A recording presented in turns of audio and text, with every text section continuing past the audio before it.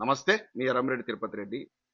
Professor Nageshwar గారి విషయం లోపల ఆంధ్రప్రదేశ్ ప్రభుత్వము, పవన్ కళ్యాణ్ డైరెక్షన్ లోపల చేస్తున్నటువంటి కక్ష సాధింపు చర్యలు ఒక అంశం అయితే, ఇంకొకటి ప్రధానమైనది మనం డిస్కస్ చేయాల్సింది.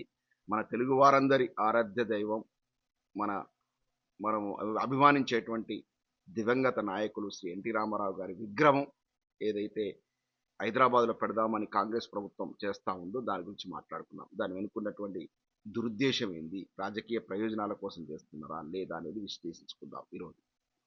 ప్రొఫెసర్ నాగేశ్వర్ గారు ఎంత ఉన్నత విద్యావంతులో మనకు తెలుసు. వారికి ఒక రాజకీయ విశ్లేషణలే కాకుండా సైన్స్, టెక్నాలజీ దాంట్లో కూడా విశేషమైనటువంటి ప్రతిభ ఉంది. ఈ మధ్యనే నేను చూశాను. నేను కూడా ఒకప్పుడు వరంగల్ ఆర్‌ఈసీలో అంటే ఇప్పటి ఎన్‌ఐటీలో నేను పీహెచ్‌డీ చేసినటువంటి సైంటిస్ట్‌గా పనిచేస్తున్నాను. మా ప్రొఫెసర్ కెమిస్ట్రీ ప్రొఫెసర్ గారితోని వీరు ఈ మధ్య క్వాంటమ్ సైన్స్ గురించి ఒక చక్కటి విశ్లేషణ చూసి ముగ్ధులైన. అంటే నాగేశ్వరరావు గారు వారు ఐ థింక్ ఆర్థిక శాస్త్రంలో పీహెచ్‌డీ ఉన్నట్టుంది. కానీ వారు క్వాంటమ్ సైన్స్ గురించి కూడా అంత చక్కగా విశ్లేషిస్తుంటే నేను అసలు ఇట్లాగా చూస్తూ ఉండిపోయినా. అంటే వీరు ఇంత నాలెడ్జ్ ఉందా అని. అంటే ఈ మధ్య కాలంలో ఏఐ గురించి కూడా వారు విశ్లేషణ చేస్తున్నారు. అటువంటి బహుముఖ ప్రజ్ఞాశాలి, మేధావుల ఓట్లతో ప్రత్యక్షంగా ఎవరితో పొత్తు పెట్టుకోకుండా ఎమ్మెల్సీగా ఎన్నికైనటువంటి గొప్ప వ్యక్తి నాగేశ్వరరావు. వారి రాజకీయ నేపథ్యం ఏదైనా గాని, వారు ఎవరినైనా సమర్థించుకొని, ఎవరినైనా విమర్శించుకోండి. అది వారి వ్యక్తిగతం. నేను ఒక బీఆర్ఎస్ పార్టీ నాయకుడిగా ఉన్నా గూడా, నేను వారిని పొగడకుండా ఉండలేకపోతున్నా. అది వారి యొక్క జీవన విధానం గావచ్చు, వారి యొక్క వ్యక్తిత్వం గావచ్చు, వారి యొక్క ప్రతిభ గావచ్చు. దాన్ని ఎవరైనా కీర్తించాల్సిందే. ఇది ఒక పార్శ్వం. ఇంకొక వైపు ఇతని మీద కక్ష సాధింపు చేస్తున్నటువంటి పవన్ కళ్యాణ్. ఈయన ఏమన్నాడు ఒక రాజకీయ విశ్లేషణ లోపల పవన్ కళ్యాణ్ గారు నరేంద్ర మోడీ గారితో కుమ్మక్కయ్యి ఈ యొక్క జగన్మోహన్ రెడ్డి గారిని జైల్లో పెట్టేటువంటి ఉద్దేశంతో ఉన్నారన్నట్టుగా అర్థం వచ్చేలాగా మాట్లాడు. దాని మీద అగ్గి మీద గుగ్గిలం అవుతున్నారు పవన్ కళ్యాణ్ గారు. పవన్ కళ్యాణ్ అనే వ్యక్తికి ఒక వ్యక్తిత్వం ఉందా? ఏది సనాతన ధర్మం ఒకనాడేమో చెగువేరా అంటూ రుమాలు కట్టేసి ఎర్రకాడు వేసుకొని నేను అసలు ఈ సినిమాలు రాకపోతే నక్సలైట్ అయ్యేటోడిని నేను సమాజం కోసం పోరాడుతున్నాను. ఇలా సనాతన ధర్మం అంటున్నాడు. కాషాయ వస్త్రాలు ధరించాడు. చెగువారా నుంచి చంద్రబాబును ప్రేమించే స్థాయికి దిగజారిపోయాడు. పోటీ చేసిన 2 చోట్ల ఓడిపోయిన దరిద్రుడు. పోటీ చేసిన 2 చోట్ల ఓడిపోయాడు. ఓడిపోయినోడు ఇటువంటోడు ఇవాళ నాగేశ్వరరావు గారి మీద విద్వేషాన్ని చిమ్మేలాగా ప్రసంగాలు చేస్తా ఉన్నాడు. ఇతను పెళ్ళిళ్ళు కాకుండానే పిల్లలను సహజీవనం పెడుతూ పిల్లల్ని కన్నటువంటి ఒక రకమైనటువంటి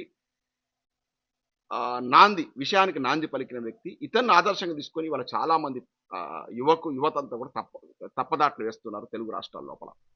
పవన్ కళ్యాణ్ చేయలేదు మేము చేయలేవా అని. సహజీవనం అనే దానికి నాంది పలికిండు ఈ దుర్మార్గుడు.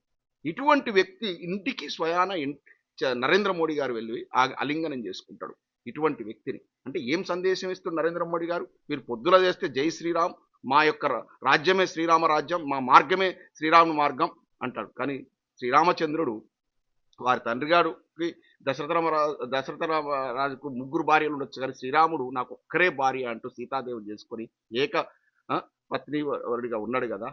ఆయన ఆయన ఆయన ఆయన ఆయన రాజ్యం శ్రీరామ రాజ్యం కదా. మరి ఆయన మార్గాన్ని అనుసరించేటువంటి బీజేపీ సన్నాసులు, బీజేపీ పార్టీ అతనితో పవన్ కళ్యాణ్తో అంటగాగుతున్నాడు. ఏం సందేశం ఇస్తుండు నరేంద్ర మోడీ గారు? ఇటువంటి ఈ వ్యక్తి ఇంటికి పోయి అలింగనం చేసుకొని అది వ్యక్తిగతం అంటారు. అంటే వ్యక్తిగతమైందయ్యా.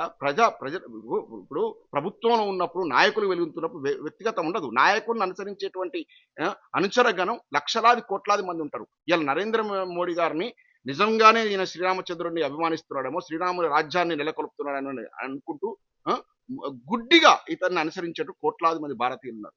కానీ నరేంద్ర మోడీ గారు ఇలా పోయి పెళ్ళిళ్ళు కాకుండానే ఇద్దరినితో సహజీవనం చేసి పిల్లలను కానీ మొత్తం 3 పెళ్లిళ్ళు చేసుకున్న పవన్ కళ్యాణ్ గారితో ఆ విధంగా అలంకరణ చేసుకొని చేస్తుంటే ఏం సందేశం ఇస్తున్నట్టు? వీళ్ళు చేసేట్టు బీజేపీ పార్టీ వాళ్ళు చేసే జై శ్రీరామ్ నినాదానికి అర్థం ఉందా? ఎందుకంటే వాళ్ళ ఆధినాయకుడు ఇటువంటి వాళ్ళని ప్రోత్సహిస్తుంటే ఇవాళ వారి ముఖ్యమంత్రులు బీజేపీ వాళ్ళ ముఖ్యమంత్రులు చూసుకున్న సువేందు అధికారి ఒక ఎటువంటి లంచం ఒక 5 లక్షల రూపాయలు ఆ లంచం తీసుకుని ఒకప్పుడు దొరికినటువంటి ప్రజాప్రతినిధి. అటువంటి వాడిని ముఖ్యమంత్రిని చేశారు. ఇవాళ అస్సాం ముఖ్యమంత్రిని చూసుకోండి. ప్రతి ఒక్కరు చాలా మంది ముఖ్యమంత్రులకు నేర చరిత్రే ఉంది. చాలా మంది వాళ్ళ ఎంపీలకు నేర చరిత్ర ఉంది. ఇట్లా నేర చరిత్ర ఉన్న వాళ్ళందరినీ కూడా ఒకప్పుడు బీజేపీలో స్థానం లేదు. వాళ్ళకు సిద్ధాంతం ఉంటుండే. వాజ్పేయి గారు అటువంటి వాళ్ళు ఉన్నప్పుడు. ఇవాళ నరేంద్ర మోడీ గారు ఈ అమిత్ షా వచ్చిన తర్వాత ఇవాళ ఇటువంటి అరాచకవాదులకు, ఇటువంటి నీచులకు, ఇటువంటి ఏ కిరాతకులకు, ఇటువంటి ఆర్థిక నేరగాళ్లకు ఒక వేదిక అయిపోయింది బీజేపీ పార్టీ. ఇది గమనించాలి. అంటే అందరం పూజిస్తాం. ఈయన ఇప్పుడే పూజ చేసి కూడా ఇచ్చాను. అందరం హిందువులమే. కానీ హిందుత్వాన్ని రాజకీయాల కోసం వాడుకుంటుంది బీజేపీ పార్టీ. ఇదొకటి. ఇంకొకటి, కాంగ్రెస్ పార్టీ అప్పటి ప్రధానమంత్రి ఇందిరాగాంధీ గారి చేత అవమానానికి గురై కోపంతో, పట్టరాని కోపంతో మన తెలుగు గడ్డకు తిరిగి వచ్చి తెలుగు వాళ్ళను ఆనాడు ఢిల్లీ లోపల మద్రాసులో పిలిచేది.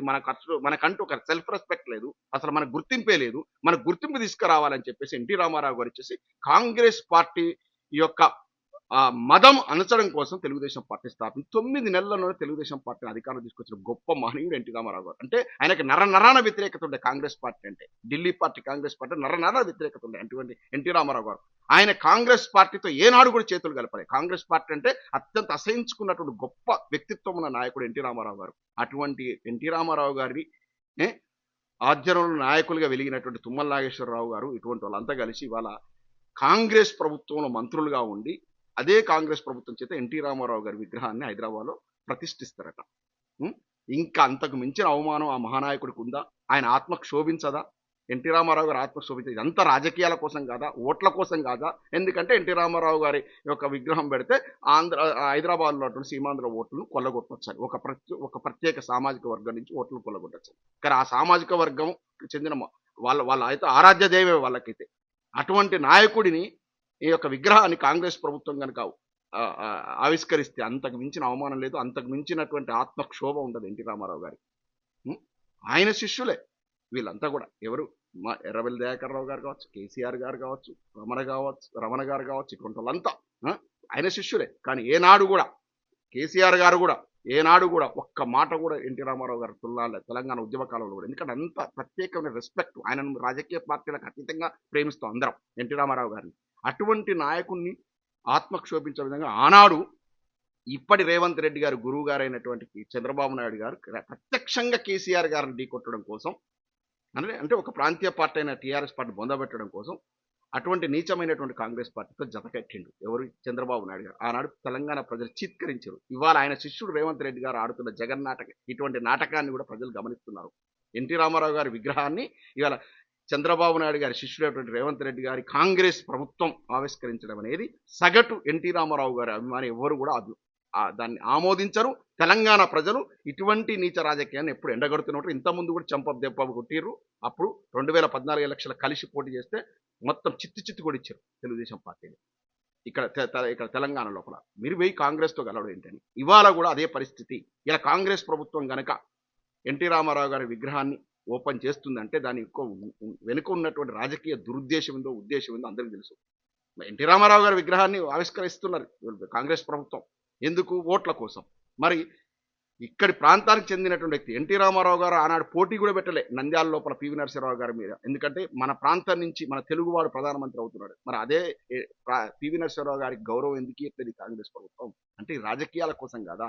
ఎందుకు ఢిల్లీలో కనీసం పివి నరసింహారావు గారికి అంతిమ సంస్కారాలు చేయడానికి అనుమతి కూడా కాంగ్రెస్ పార్టీ ఇవ్వలేదు. అంటే ఒక ప్రధానమంత్రిగా వెలుగొందిన పివి నరసింహారావు గారి పట్ల ఏ విధంగా వ్యవహరించిందో కాంగ్రెస్ పార్టీ చూసాం. ఇవాళ నీచ రాజకీయాల కోసం, రాజకీయ బెనిఫిట్స్ కోసం ఎన్టీ రామారావు గారి విగ్రహ ఆవిష్కరణటువంటి అంశాన్ని తీసుకొచ్చింది. ఇవన్నీ కూడా ప్రొఫెసర్ నాగేశ్వరరావు గారి మీద దాడి చేయడం ఏదైతే ఉందో అదైనా, ఇవాళ ఎన్టీ రామారావు విగ్రహ విషయమైనా కూడా ప్రజా సమస్యల నుంచి పక్కదో పట్టించడం. ఇవాళ అన్నమో రామచంద్ర అంటున్నారు.